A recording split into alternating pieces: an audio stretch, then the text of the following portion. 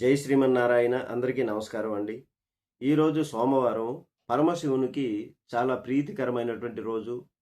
లింగాష్టకాన్ని చదివిన, విన్న, 10 మందికి దీన్ని పంచిన ఈ కలియుగంలో సులువుగా తరించి శివుని అనుగ్రహం పొందేదానికి ఇది సులువైన మార్గం అని చెప్పాలి.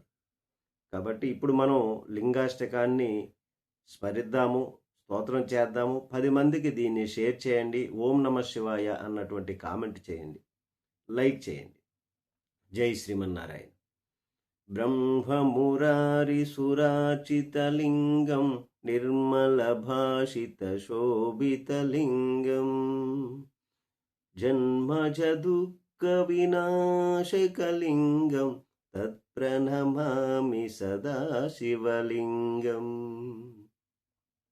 బ్రహ్మమురారి సురాచితలింగం నిర్మల భాషిత శోభితలింగం జన్మజ దుఃఖ వినాశకలింగం తత్ప్రణమామి సదా శివలింగం.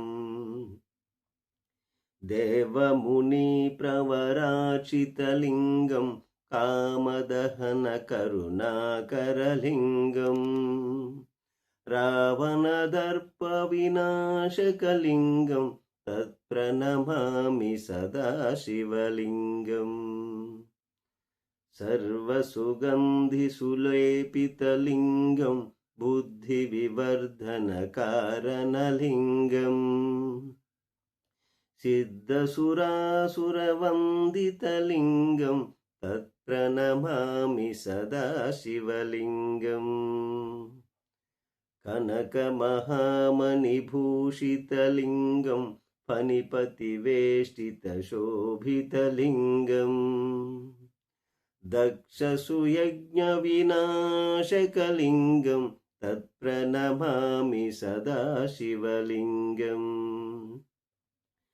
కుంకుమచందనలేపితలింగం పంకజహార సుశోభితలింగం సంచిత పాప వినాశకలింగం తత్ప్రణమామి సదా శివలింగం.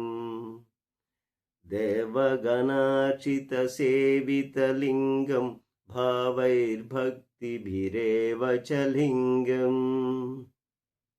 దినకరకోటి ప్రభాకరలింగం తత్ప్రణమామి సదా శివలింగం.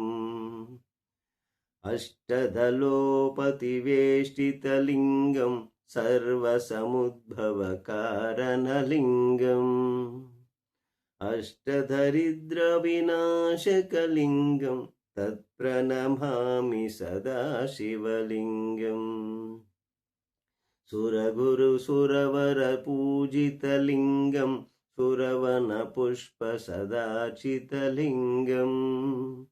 పరమపదం పరమాత్మకలింగం తత్ప్రణమామి సదా శివలింగం. లింగాష్టకమిదం పుణ్యం యః పఠేత్ శివ సన్నిధౌ శివలోకమవాప్నోతి